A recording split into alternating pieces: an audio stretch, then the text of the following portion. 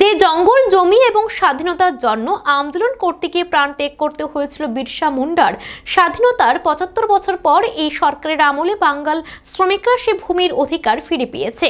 শনিবার জনজাতি গৌরব দিবস উদযাপন উপলক্ষে কৈলাসহরে রাংরুং হাইস্কুলের মাঠে আয়োজিত এক অনুষ্ঠানে বলেন মন্ত্রী টিঙ্কু রায়। এই অনুষ্ঠানে প্রথমবারের মতো রাজ্যভিত্তিক ঝুমুর নৃত্য এবং চা উৎসবের সূচনা হয়। ভগবান বিরসা মুন্ডার ১৫০তম জন্মবার্ষিকী দেশব্যাপী বিভিন্ন অনুষ্ঠানের মাধ্যমে জাতীয় গৌরব দিবস হিসেবে পালিত হচ্ছে। এই উপলক্ষে রাজ্য বিভিন্ন অনুষ্ঠান এবং কর্মসূচির আয়োজন করা হয়। জনজাতি গৌরব দিবস উদযাপন উপলক্ষে শনিবার কৈলাসহরে রাংরুং হাই স্কুল মাঠে এক অনুষ্ঠানের আয়োজন করা হয়। এই অনুষ্ঠানে ঝুমুর নৃত্য এবং চা উৎসবের সূচনা করা হয়। মন্ত্রী টিঙ্কু রায় এর সূচনা করেন।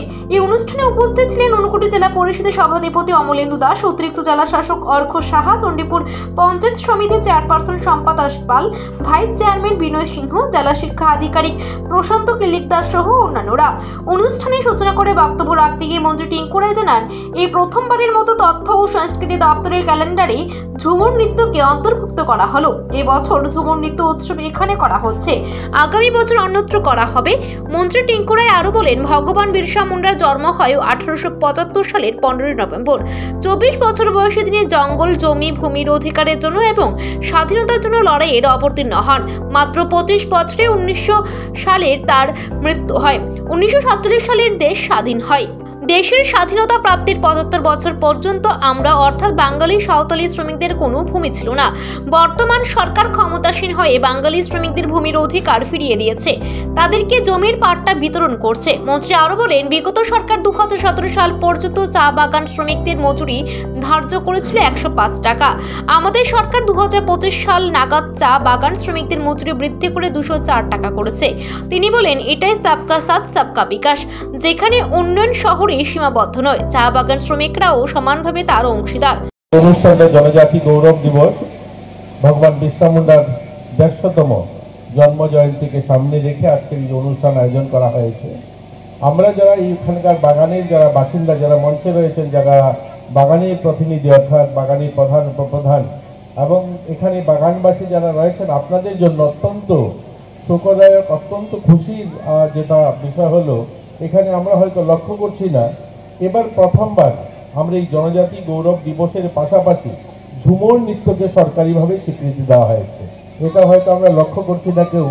এই প্রথমবারের মতো আইটিএ দপ্তর ঝুমুর নৃত্যকে এটাকে স্বীকৃতি দিয়েছে। এখন থেকে আমরা ঝুমুর নৃত্য প্রোগ্রাম হবে, আমরা দুটো প্রোগ্রামকে একসঙ্গে করে করছি। তো আজকের অনুষ্ঠান কার্ডে এবং দেখবেন এখানে লেখা আছে যে আমাদের স্টেট লেভেল ঝুমুর নৃত্য প্রোগ্রাম, অর্থাৎ এখানে ঝুমুর নৃত্য অনুষ্ঠানকেও স্বীকৃতি দেওয়া হয়েছে। তো আমরা যারা বাগানে আছি, আমরা বাগানবাসী যারা, আমাদেরকে এই স্বীকৃতিটাও আমরা পেলাম। আমাদের যে নৃত্যটা, এটা আমাদের সরকারিভাবে আমাদের আইটিএ দপ্তর সেটাকে স্বীকৃতি দিয়েছে। ঝুমুর নৃত্য প্রতি বছর এই অনুষ্ঠান করা হবে। এই বছর এখানে এই অনুষ্ঠান হচ্ছে, আগামী বছর অন্য জায়গায় হবে। ভগবান বিরসা মুন্ডা নিয়ে আমার আগের বক্তারা বলেছেন, তিনি 15 নভেম্বর 1875 সালে ওনার জন্ম হয় রাঁচিতে। সেই 25 বছর বয়স, অর্থাৎ ওনার মৃত্যু হয় 1900 সালে। তো যেই লোকটা জন্ম হয় 1875 আর 25 বছর বয়স উনি বেঁচে ছিলেন, এবং এই 25 বছরে জঙ্গলের জন্য, জমির জন্য, স্বাধীনতার জন্য আন্দোলন করতে ওনার মৃত্যু হয়েছে। আপনারা জানলে অবাক হবে যে উনি 1899 সালে আন্দোলন শুরু করেছিলেন, অর্থাৎ ওনার 23 থেকে 24 বছর বয়স যখন, তিনি তখন এই দেশ স্বাধীনতার জন্য। এই অনুষ্ঠানকে কেন্দ্র করে রাংরুং হাই স্কুল মাঠে স্বাস্থ্য শিবির, প্রশাসনিক শিবির এবং বিভিন্ন দপ্তরের প্রদর্শনী স্টল খোলা হয়। অনুষ্ঠানে সমাজ শিক্ষা সমাজ কল্যাণ দপ্তরের উদ্যোগে 4 জন গর্ভবতী মহিলাদের হাতে পোষণ কিট তুলে দেওয়া হয়।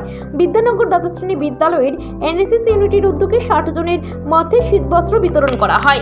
Bureau report, Asian Times.